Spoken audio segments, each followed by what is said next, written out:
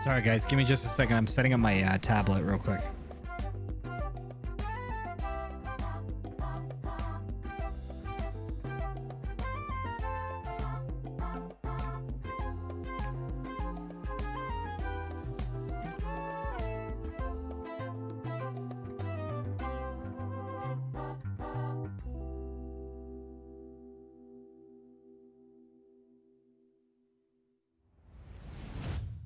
Yo, what is up, everybody? Welcome to the Zone Control Masterclass. Glad to have everybody here.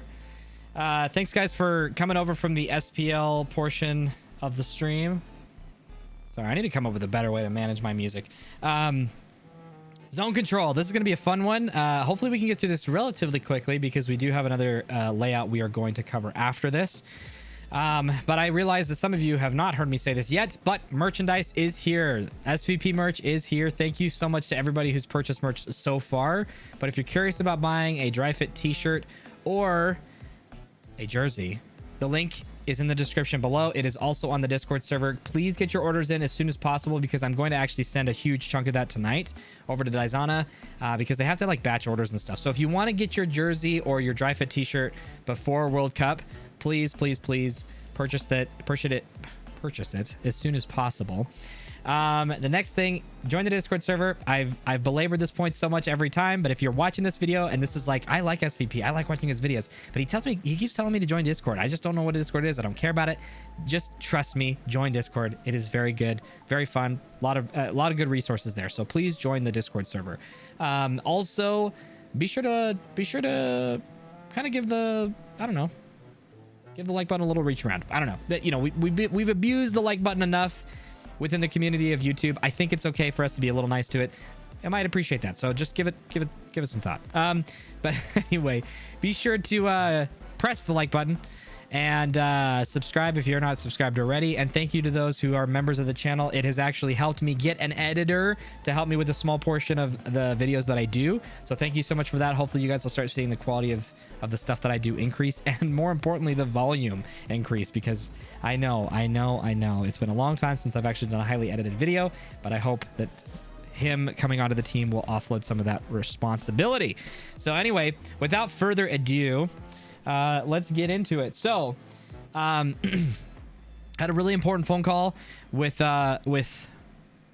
Phil Spencer, and was like, hey dude, like, you guys are kind of messing up over there with 343 and you're not doing a very good job with Halo Infinite, but you know, I know you got some cool tech over there. Can you please help me out for tonight's stream? And he said, sure dude, I got something called Paint. So we're going to be using Paint as a way to illustrate some of the points that we're going to talk about tonight.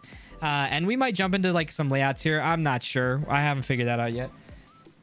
But there's some principles we got to talk about. And I actually wrote them down so I wasn't going to forget.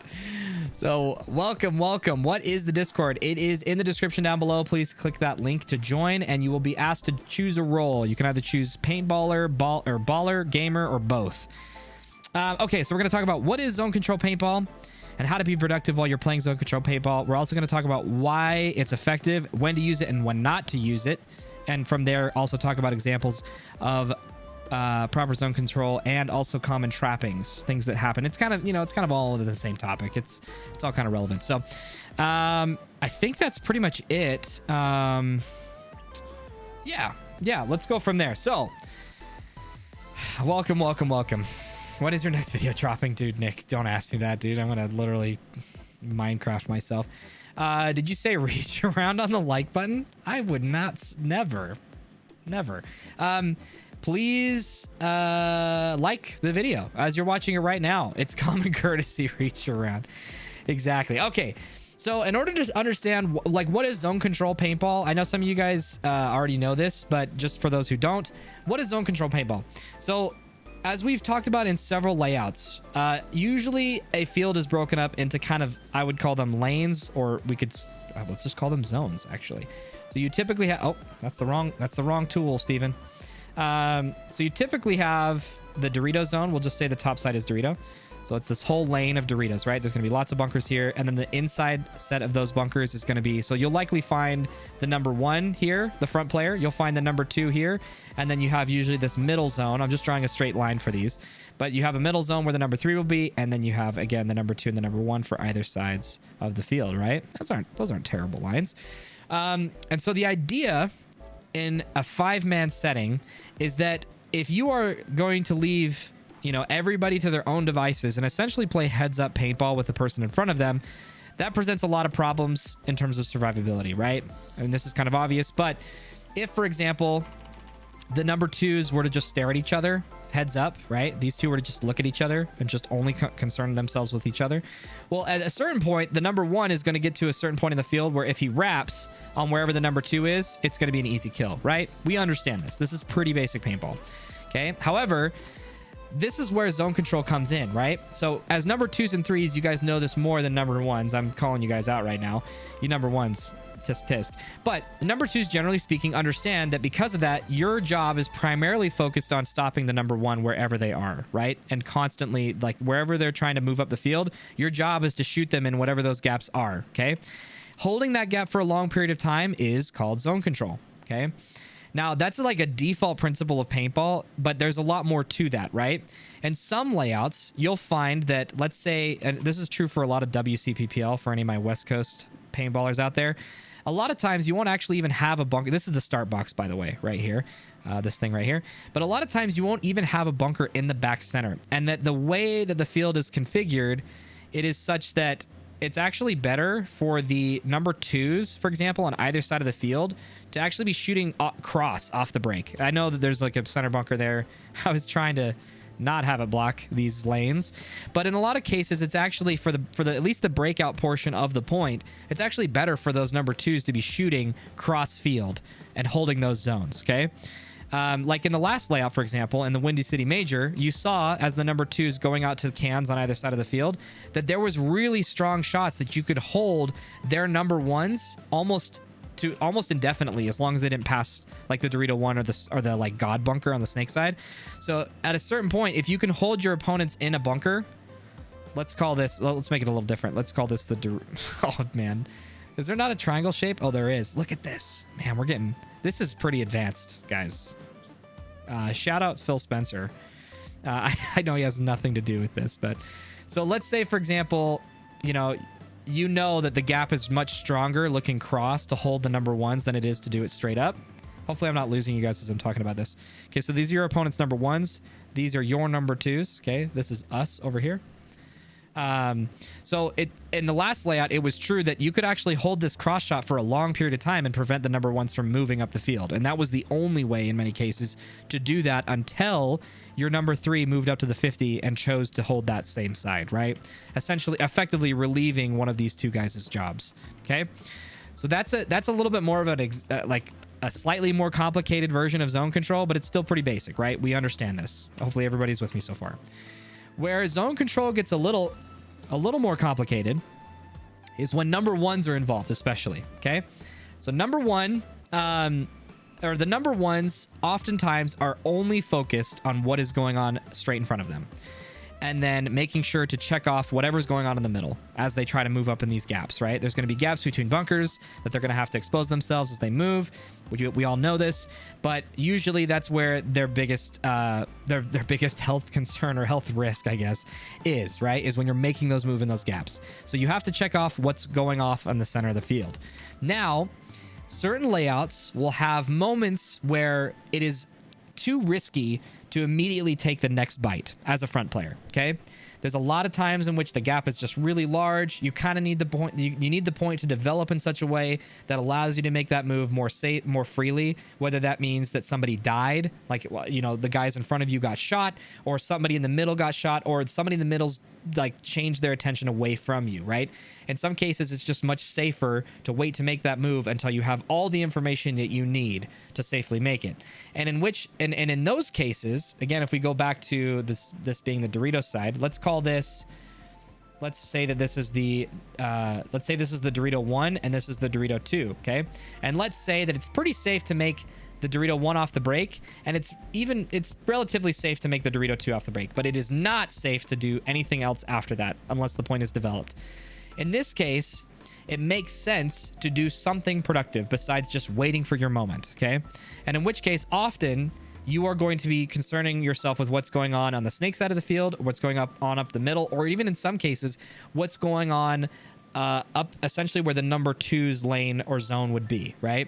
So you can sometimes wrap as hard as that depending on what the layout is, okay? You obviously don't want to do that if there's big blind or big gaps where people can see you, but in some cases all you really need to do is what's snake doing, what's middle doing, what's this guy doing, okay? And even in further cases, you can make highway moves or moves down the highway, which is essentially the inside route of your side of the field. I'm sure you guys all know that, but some people don't. But like there might even be the case where the number 2, or excuse me, the number 1, this is true on the I think it was the second event in 2021. There was maybe it was 2020. I can't remember. But let's say, for example, you know, oftentimes these guys can't see each other because there's some kind of bunker blocking their vision, right? These two people, they can't oftentimes see each other. But sometimes what can happen is if you tiger the middle guy, if you kill the middle guy and the snake is like either laying down or they can't see you in this position, sometimes it's actually safe to just take this inside route to get to either the 50 or another Dorito bunker, right? And that's called taking the highway or going the highway. But that's all to say that, like, if you are not able to move, holding some kind of cross-field zone is productive, and doing it for a certain, you know, doing it for a short period of time is a useful way, or a way of making yourself useful. It's also a really good way to ensure that the middle guy doesn't do anything kind of crazy that's going to open the point up for you. Okay, the safest. The way that you protect your center guy, if he's up the field, if he's like way up in the middle, the safest way to protect him is for your number 1s to periodically check off whatever's going on in the middle. Because, you know, when you guys watch me do these layouts, these layout reviews, you know, you watch me talk about like, oh, here's this gap, you got to make sure you check off the middle, or here's a big move you can make to blow open the point. Without fail, every single time that move is only safe to make if the front guy is not looking on the inside of the field. In that moment, you try to make that move, and that does happen randomly. It does happen, you know, where the timing is just absolutely horrendous. But it's also the case that the front guys, like I said, are primarily concerned with what's going on in front of them because they're trying to move down the field. Okay. So this is all to say that there are going to be some layouts in which you have to make game plans that say, okay, let's say the snake side is the strong side. Okay. So that we know the snake side usually wins the game for whoever gets to the 51st. But let's say that there's a big gap. Here, I'm gonna do some high-tech stuff here real quick, guys. So here's a wing, and then let's do a brick, okay? And then here's the 50, okay? So let's imagine a scenario in which this gap is really big, and the Dorito 2 can definitely see it, but the Dorito 1 cannot. But we know that, as we've said, the Dorito 1 move off the break is super safe, and this one is sort of safe. It requires like a pretty standard shoot the guy in front of you, wrap, put the guy in behind him, and then go. And let's imagine that that's like, you know, that's a relatively safe move to make. But as soon as you get here, you know you're one of the only people who can see this gap within the first breakout to, let's say, 30 seconds of the point, okay? And we know, and let's imagine that they can get to this 50 really easily, like in the last layout, right? You could make it to the Viper pretty easily if you got into the snake. Your issue was you didn't want to get to the 50 snake right away because you might get run down, right? That's oftentimes what the case was. So if that's the case, then you need to create game plans around getting into this bunker, because you know this is one of the only places that can stop this from happening. And if you want to get deeper into that, if you want to start metagaming, then you're going to start creating plays that are going to prevent people from getting into this bunker as much as possible, because you know this is the only thing that's going to stop this snake move. Okay?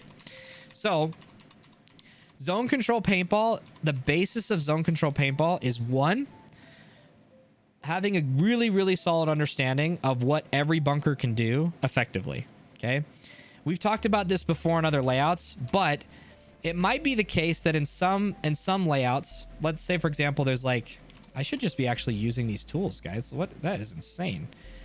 So let's imagine this is an Aztec, okay? This is a tall, like, Mayan temple right here. So let's imagine that we know that the crossfield shot off the break is really strong, okay? Like it was in the last event. We know that shot is super strong. But we also know that if we move up to the bunker in front of it, it's even stronger and it holds an even wider gap. Okay. Well, we might say to ourselves, okay, well, we don't want to really create any game plans where the number 2 is going to go here and the number 1 is going to go here, because they're effectively going to be doing the same job, right? We want to have an either or sort of situation. And whether or not you send a guy to this Aztec off the break and do that job, or you send him here first to do that and then move up, it's really just a matter of like what the layout dictates specifically, right? Whether that's a safe move to make, whether it makes sense to make that move. Because what you don't want to do is you don't want to get up really far up the field. You don't want to go so far up the field that you're conceding essentially a ton of ground to your opponents to simply hold a gap that's like really far up the field, right?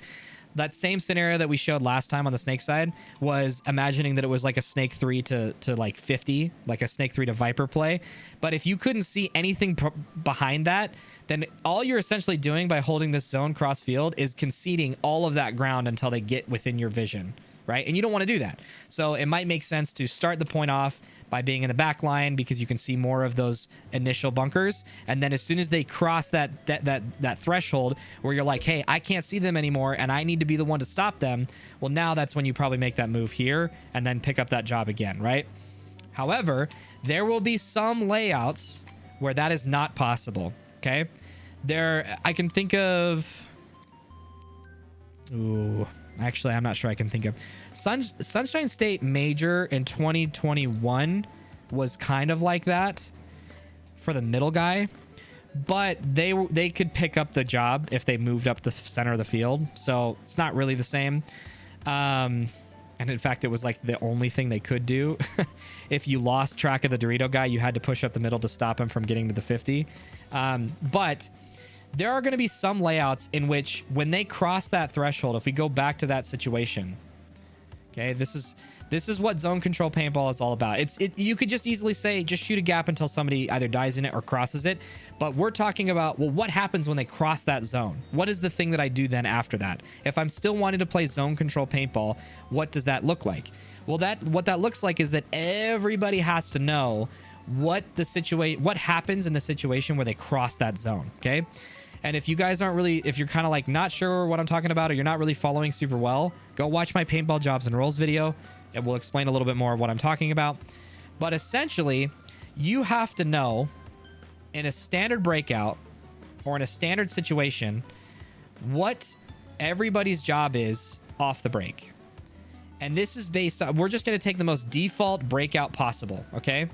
So let's say, oops, dude, imagine those being beams. That would be sick. So we're just going to take the most basic, super basic breakout possible. Okay, this is the easiest way to illustrate this. This is Dorito 1. This is where we'll find the Dorito 1 player. This is where we'll find the number 2 player. This is where we'll find the number 3, the snake 2, and the snake 1. Everybody following me so far? Hinman hates a back center. Dude, Hinman absolutely hates a back center. I'm convinced. By the way, 18 of you guys watching right now, if you're enjoying the content, please click the like button. Helps the video out a lot. So this is like the most standard breakout possible, okay? You've got both your front players in like the farthest up position they can reasonably make off the break, and then you've got some kind of like 3-man back line going on right here, okay? And let's say, for example, we're gonna make the assumption again that the snake side is the danger zone side, right? We got to stop them from getting to the snake 50, or bad things start to happen, okay? Well, let's imagine that prior to getting into the snake, the gap that this guy can hold is this gap right here, okay? Hopefully you can follow me. I don't want to have to like mimic a field, but let's imagine that this number 2, if he shoots cross field, he can hold this gap really strong, okay? Actually, no, we'll make it even easier. The gap that he can hold is this gap right here, where if they're trying to get, let's call this the snake 1, they're trying to get to the snake 2. And well, actually, sorry guys, we'll just make this easier, okay? I just don't want to draw a bunch because it takes me too long. I'm not very good at this. And I'm unfortunately a little bit of a perfectionist, and it's not healthy. So this makes it really, really tough to do stuff like this because I'm just like cringing on the inside. We're going to do like a weird snake, okay? This isn't really a thing, okay? So we've established that the number 2 can hold this gap. I know the lines don't work, but just imagine, okay? He can stop this move really, really well. but he cannot, because of whatever beams or whatever nonsense exists right here, he cannot see anything past this point. Okay, anything this direction he cannot see from that position. Well, it might be that in that situation, we know the snake is a high priority. It might be that as soon as this guy right here gets to the next Dorito, he can take over that job for just a second. Okay, so let's say, for example, he comes here. Okay, so this guy moves to the Dorito 2. Sorry, that's a little confusing. I'm going to do this. So this guy then moves here once he can, and he can then pick up this job. And he can be the guy to hold that zone for a second. Well, now, what does this dude do? Because his job is taken over, and his job was to look on the inside of the field. Well, he's now free to do several things. We're not gonna throw in the snake side of the field, because that is an important part of this, but we're just gonna assume that they're not even, like, the home guy and the snake guy is not even looking our way right now. Okay. But before the Dorito 1 was looking cross field, he was looking heads up and keeping whatever was going on the Dorito side honest. Okay, he was keeping the guy in front of him honest, and he was just checking off to see if their number 2 was doing the same thing. Okay, for those guys who played lots of tournaments, you know exactly what I'm talking about. You're the Dorito 1 guy. You're fighting heads up. You beat the guy. You get to your next bunker. You look on the inside. But now your concern is, I'm not stopping the Dorito guy anymore. But you have to, and so in order for that move to be possible, this number 2 guy in this situation has to know that. And he has to then put himself in a situation where he can then protect the Dorito side by holding a zone. Okay? This is essentially the same thing. Talking about zone control paintball is the same thing as talking about jobs within paintball. Okay? His job is now made redundant because the Dorito 2 guy is here now. Which means he either needs to have an angle from his bunker where he can take over the zone of whatever's going on the Dorito side, or if he can't see, he needs to kick out to the corner, or he needs to follow up behind his buddy. Whatever that looks like. It's possible also for him to make some kind of inside move towards like a 40-ish, 50-ish, whatever bunker right here, right? They put a lot of wedges in this position or a lot of towers, but it's also possible that as soon as his job is taken over by the front guy, he then makes this move and comes here. And as soon as he does that, he now has control of whatever's going on the Dorito side. Okay? Now, obviously, the way that you attack that type of gameplay is you find out what that move is that allows the person to take over that job. Because I know this is like, yeah, but who honestly does this? I promise you the reason why New Orleans Hurricanes is doing as well as they are in their first year is exactly for this reason, okay? It's because they play paintball like this. So, if you know that all you got to do is get to the Dorito 2 and this guy can take over the job, well, if you see that guy make that move, everybody on the Dorito side needs to know what that means. And what that might look like then is that this guy, you know, they might have a call for it. It might simply be Dorito 2, but it means that this guy then needs to start putting paint on this dude on the inside of the field to keep him honest, even for just a second. Okay, and as long as you can stop this guy from moving, you've isolated their Dorito 1 player and have forced him to stay on a job that is now unproductive because they can't make any Dorito side progression anymore. Because if the Dorito guy decides, hey, I'm holding this cross field shot way too long and nobody can stop the Doritos now because of it, because my number 2 can't look this way or whatever, he can't see him, well, then that means that he has to play heads up, which means he gives up this gap. And this guy can then get to the 50. And I promise, high-level paintball is played exactly like this, okay? I'm breaking it down and probably not a very great way, but hopefully in a way enough that you kind of understand what's going on here. And as soon as we incorporate the middle guy or what's going on the snake side of the field into this, it gets even more complicated. Sorry, I'm going to give it just a second. Hey, yeah, bounding. Exactly, Luke. Hey, Steven, is that mirror a feature? Wait, which mirror? This? That's a window. I know, it's kind of weird. I have a pool. I'm living with my in-laws, so it's not my pool, but I have a pool right back there. I might run to a spot people would define as a 1, but my goal is to hurry up and put a guy in. I yell, got it, and my 2 knows what that means. He can leap. Exactly. Does Microsoft Paint have a mirror button? Oh, I don't know. I'm pretty sure it does. It's probably one of these things. Flip, rotate. I don't know, man. I need a better tool. I understand this. It's the reason why I spend so much time making a joke about it, but it works. Let's see. It may just be me, but I don't buy into the 1, 2, 3 position stuff. It's a mentality, but shouldn't define you as a player. I completely agree with you, Shot Theory, and I actually have had this conversation with Dan before. My whole philosophy is that we don't even teach foundational principles within paintball, and so you have to build a foundation of understanding before you can then play, in my opinion, like correct paintball, which is that everybody plays whatever needs to be done. But if you don't even understand like what a front player is supposed to do when you're in that position, then you don't have anything to work with. And so I totally agree, because there's a lot of layouts in which like this guy might get stuck, right? The front guy can't do anything, and that means this guy needs to take over and become the attacker or the front player or whatever, or the number one in this case.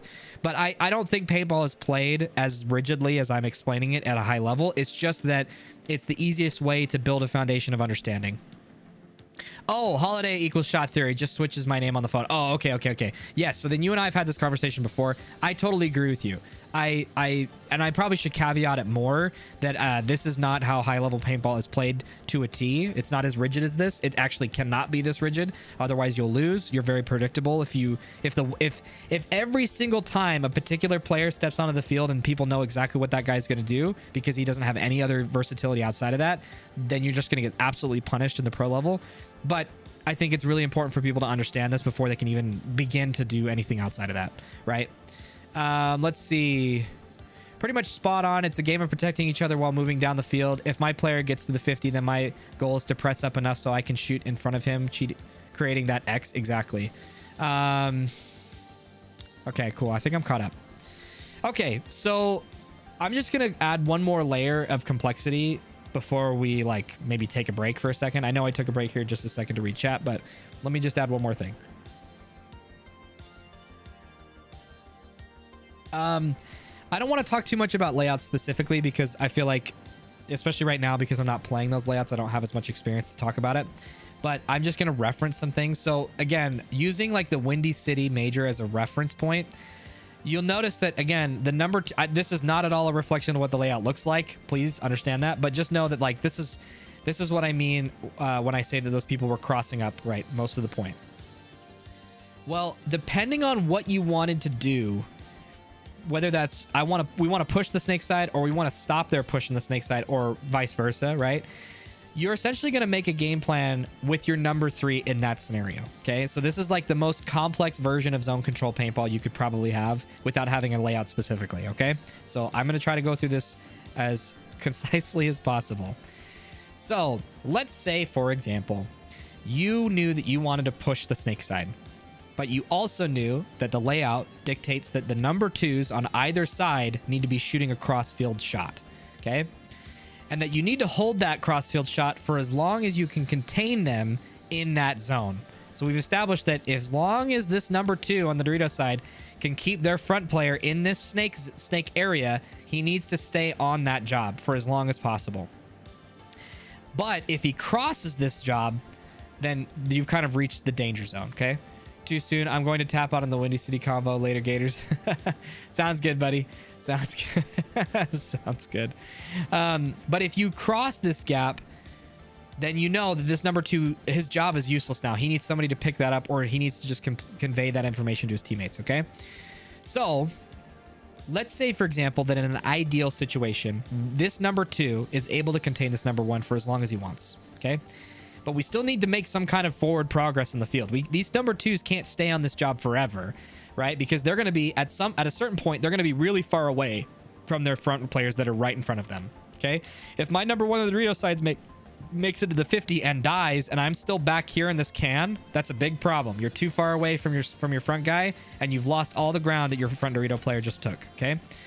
So at a certain point, you need to give up that job and hand it off to somebody else. So if in the case that let's say we wanted to push the snake side, well, there's going to reach a point where the number 3 then needs to either make a move that relieves the number 2 or makes the push himself, okay? In the case of the Windy City Major or other layouts like it, a lot of times what you would see is you'd see a double stack on this can right here, or whatever can, right? I'm not saying the snake side specifically because I think that gap was pretty big. But there were some cases where you'd see the number 3 be on this double stack shooting this crossfield shot, and then the heads up number 2 would be here. But let's say it was an if A then B situation, okay? So let's say the home guy has a really great shot on the snake guy off the break. So he's trying to shoot that shot. As soon as the snake guy crosses that zone right here, and maybe does or does not get shot, the number 3 is going to come here. And he's going to then take over this job for the number 2. He's going to start shooting this shot exactly the same as what the number 2 was. And now the number 2 can play heads up freely, essentially. And what he and the number 1 are going to do is just push the snake side as hard as possible. Well, assuming this was still a snake side push game plan, what's going to happen is this number 2 is probably going to be able to give up his job at some point, because these guys are going to be so far up the field that they don't need him to control that zone anymore. And that's going to free him up to then start playing essentially a 2 versus 2 over on the Doritos side. If they make those moves quicker than their opponents, they might force their opponents. Let me simplify this layout a little bit. They might force their opponents to stay on that cross, or rather stay in those back bunkered positions without any real jobs to do, right? It's totally possible that if you make these moves quick enough and you contain your opponents, that you suffocate them in the backfield where they can't get out of this. And so the situation is they don't have that gap anymore. They can't see this gap. And now they're getting pressured really hard in essentially a heads up or live behind your gun situation. Okay. It happens all the time. If you do not get out of the back line, and if you were doing a job in the back line and then they pass the zone and you can't get out of the back line now, that's a danger, like red alert situation. You need to do whatever you can. You need to fight whoever you need to fight and push down the field to get out of that situation. But that happens a lot. Okay. So that's the case in which, like, what really the best thing I can give to you when I'm talking about zone control paintball is just the importance to know what every bunker does really well on any layout. That's all you're really trying to do when you walk layouts. Is I need to know what every bunker does really well, so that I can know when I get to this bunker, these are the things that I do really effectively. When I push up the field, these are now the things that I do really effectively. And when you understand that, and then understand the principle of I need to prevent them from moving up on either side of the field. How can I do that most effectively? That almost naturally by itself will create a zone control style of play. And then once you do that, you just need to understand, okay, when I make this move, who's going to take over that job? That way, when you are, let's say you're the number 3 here, you know, it's really easy to put this together when you're like, let's say you're the number 3 and your dude dies right here and it's off the break, and you know how important it is to hold that crossfield shot. Well, then it's pretty straightforward for you to like, oh, I saw my guy die, I'm going to go here and take over that job. That's a super straightforward example of like understanding that guy's job and being the number 3 taking over that job. But in the case where they're not dead and they just simply move to another bunker and the game is kind of developed past that point, it can be kind of complex and difficult to understand what it is that you're trying to do, or what it is that needs to be done, right? And in most cases, the default answer is, which side of the field do we have more positioning on, and how can I help that side? Okay, if I have more positioning on the snake side as the number 3, I should probably push and help the snake, and that means I need to hold whoever it is that is the widest of the field. If you find that you're doubling up with someone else and doing their job, certainly if you can see that, or just having a communication by saying, hey, I've got the number 1, and the number 2 is like, hey buddy, I got the number 1, then you need to decide who has the freedom to move after that. It might be that the number 2, in most cases, what happens is the outside of the field dominates what's ever in front of them, and it frees up the number 3 to do whatever they want in the middle. Generally speaking, that's usually what happens, but it's not always the case. And sometimes it's the case that the number 3 will actually take over that job for the number 2 and essentially allow the number 2 to push up the middle-ish side of the field on that side. Okay. Again, that's kind of I don't know, it's like an abstract way of talking about it without having like specific layout examples. But if you guys want to see this in practice, just watch my layout review videos, because I talk about this every single time. Every single time I'm like, oh, this guy can hold this gap, and oh, interesting, if you tiger this dude, this is a really solid move you can make, and the implication there is that's a zone or a job you can then pick up and take over, right?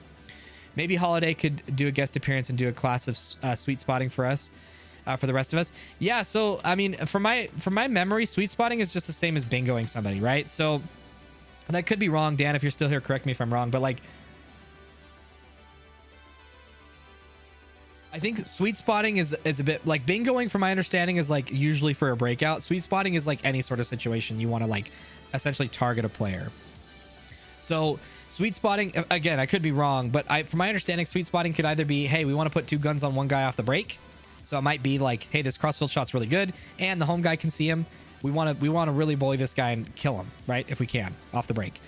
That's an example of sweet spotting, but it's also the case that, and maybe I'm wrong, but there's also the case where you can make a play like up the middle of the field and set a trap, and I think that's another example of what they'd call sweet spotting, where you're essentially just like, in this case, you would give up all pressure that you're applying to this guy to make him think he can make this move, and as soon as he does, the home guy or the center guy will kill him. So I don't know if that's true, if that's kind of the same sort of conversation that they have when they talk about sweet spotting, but I know that he and I in the past have talked about that like when you reference bingoing somebody, it's essentially the same thing as sweet spotting, but I think there's a little bit more to it, or a little more examples. So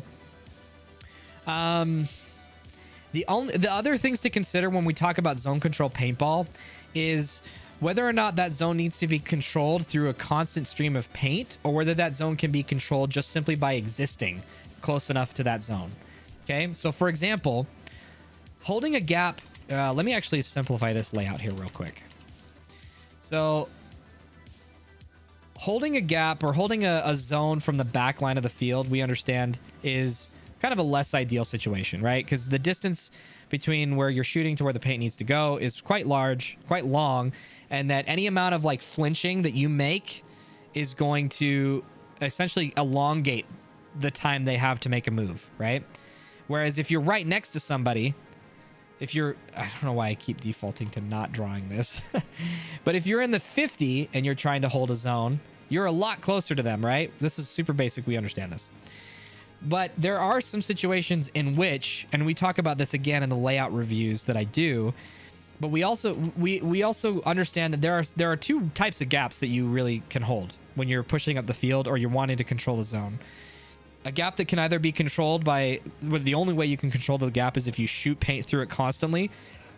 And what that means is that the distance from where they are moving to where they're going, or where they're moving from to where they're going, is so small that you can't react to it in time.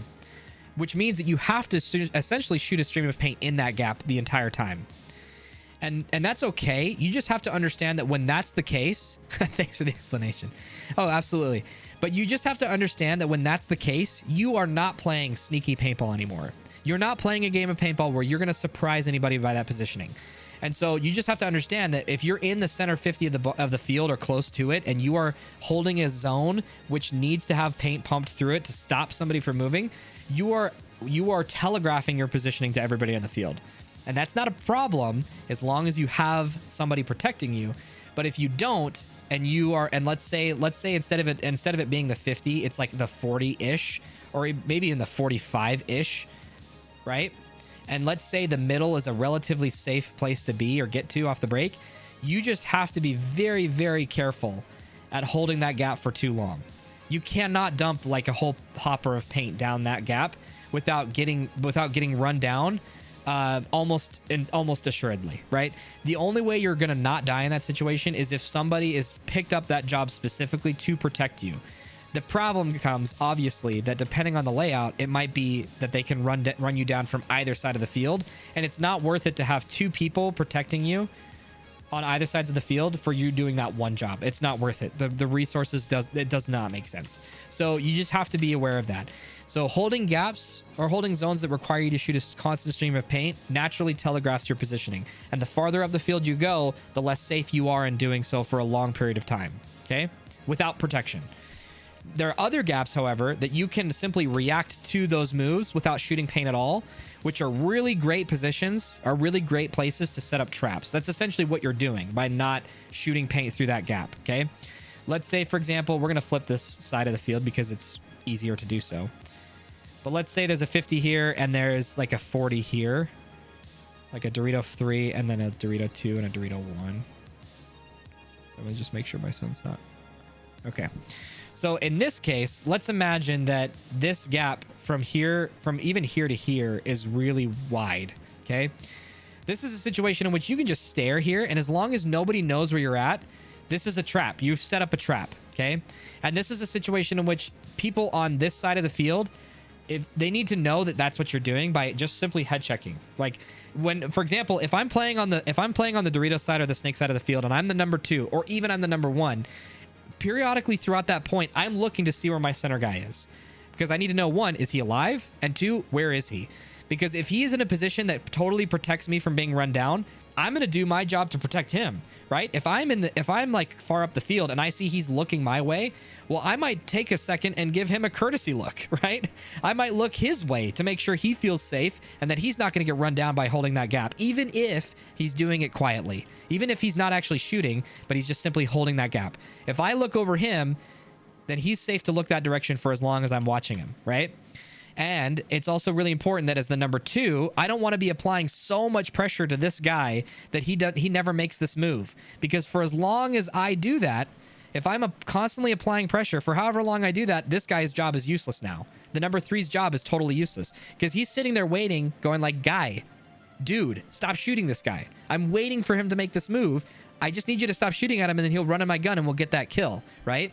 So that's really, so the important part there is just as the number 1 and 2, you need to make sure you know where your number 3 is. If he's like far up the field and where he's looking, because if, for example, the number 3 then decides, oh, I'm going to go this direction and I was the number 1 here looking his way. Well, that means, hey, it's my job now to look heads up. Like I need to play heads up and play what's in front of me.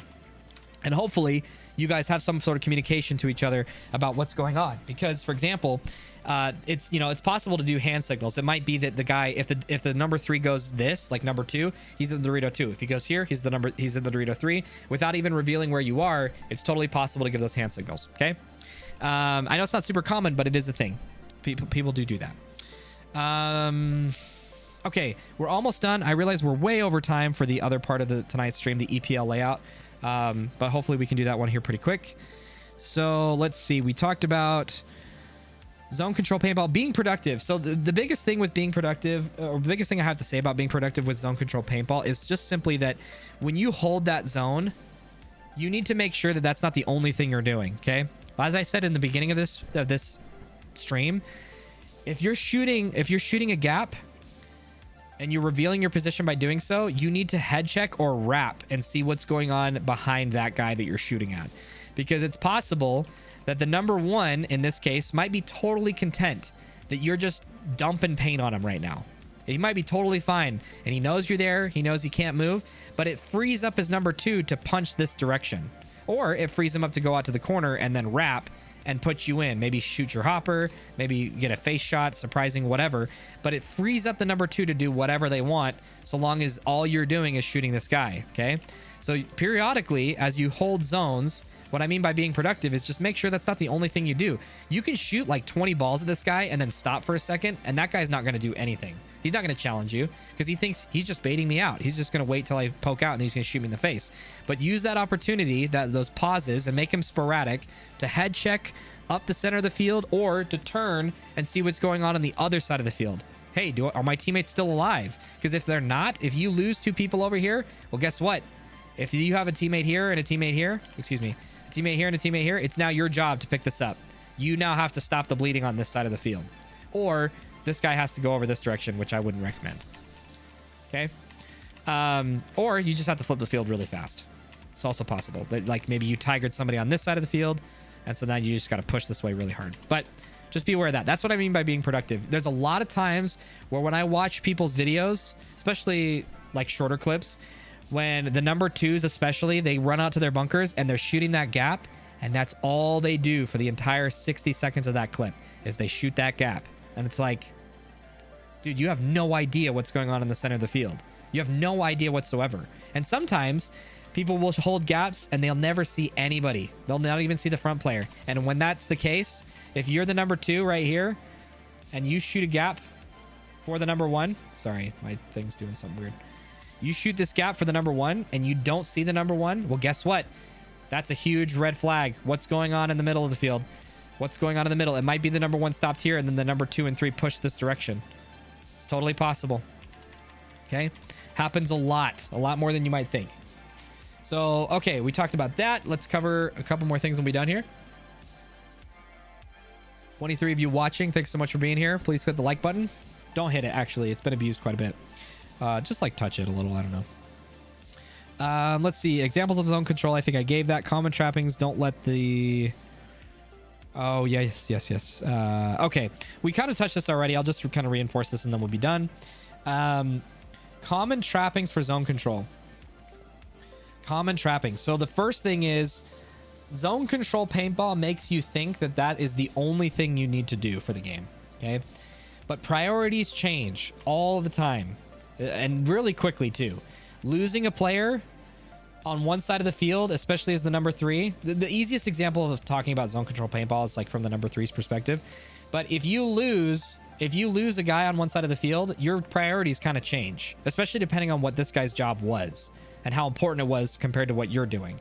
It might be that your job was to just hold the zone of the snake, like Aztec, or maybe the snake, the god bunker to the snake 1 fill for the first breakout or for the first 20 seconds of the point. But this guy's job was to literally stop the Dorito 1 guy from getting to the 50. And if that's the case, you need to know, you need to have a heightened sense of awareness of if your number 2 is alive from the moment of the breakout. So that means that you need to be shooting that stream and then looking to see if your number 2 is still alive. Still alive? Cool. Still alive? Cool. I can keep doing my job. If he's dead, his job is more important than mine, and I need to immediately kick out and do whatever it is that he's doing. But it's also true that the opposite might be the case, where your job is way more important than whatever the number 2 is doing. And as long as the number 1 knows he's on an island now, it's possible for you to stay on that job and tell your number 1, hey, you're on an island. You're on an island, buddy. Like, stay alive. We're doing a 3-man push this way. Okay? So, but, you know, if this guy dies and you have no positioning, well, now you have to do this, right? You have to, you have to flip the field, or you have to like plug the hole. A lot of different situations and contexts that we could apply. Common trapping, I think I've already mentioned it. Just don't stay on the zone for the entirety of the game. The game will literally develop around you. It's okay, even if, for example, even if you prevent them from crossing that zone. Let's say you did your job 100%. You're like, hey, they never got into the snake. We did a great job. I did a great job of that. Well, you guys, if you need points, let's say the series is like 3-5. Well, you need to win that point. It's not just enough to hold them in that zone. You need to actually go win the point. And maybe they don't want to cross the zone because they know it's risky. They might die and they might lose the point because of it.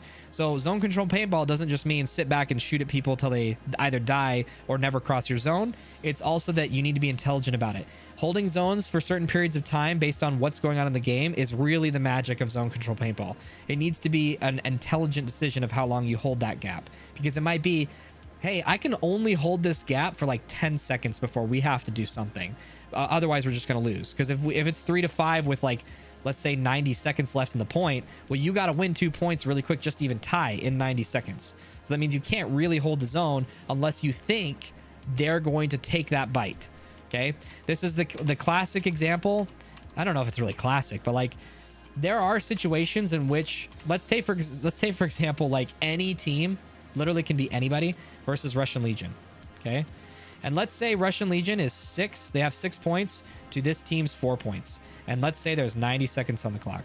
Okay, this is a very common I use Red Legion, Russian Legion, whatever, as a common example to this because it's kind of a trope at this point. They don't always do this, but 90 seconds left, 4-6. Most teams would be like, hey, we have the lead. Let's hold them out for 2 points. Russian Legion does not do that. They in many cases will like run you down. They will run down the center and try to win a quick point against you just because it's so unexpected. It's hard to like, you don't want to create a game plan that's going to be also aggressive if they're going to do that. And so in some cases, it's really effective to actually play zone control paintball in that situation, even though it is incredibly counterintuitive in this example. But you only have like 20 seconds really of time to do this. So if this is the case and you know you're playing Russian Legion, it's like, okay, maybe we hold this zone for 20 seconds. Maybe they'll run into them and we get 2 quick kills. Then we turn it around and go super aggressive. But in other situations, it's 4-6. You kind of have to go after them. But that's in the case that you know your opponents and what their tendencies are. Okay, I think that's it. Anybody have any questions before we finish the zone control paintball master class? It feels really, I'll be honest, it feels really cringe to call these master classes. But people, somebody early on in my channel called them master classes, and it kind of stuck. But I'm just going to call them master classes because they're deep dives into a specific subject. Let me just read something here real quick.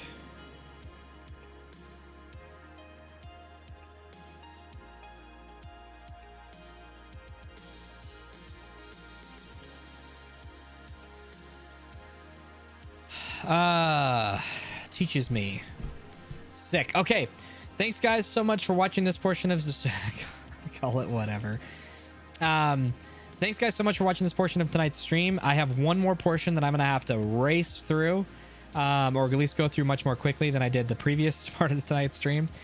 But thanks guys for watching. If you are watching this as a YouTube video, please leave down in the comments below what you learned. I'd be very curious to know if this was helpful. I know that I had a few people that were curious about this subject. Also, you're welcome to let me know what other subjects you'd like me to cover in these videos. Just know that I prioritize those who are in the Discord server and what they say, because it's a constant conversation. And I usually get a sense of what people are interested in learning through those constant conversations. So be sure to join the Discord server.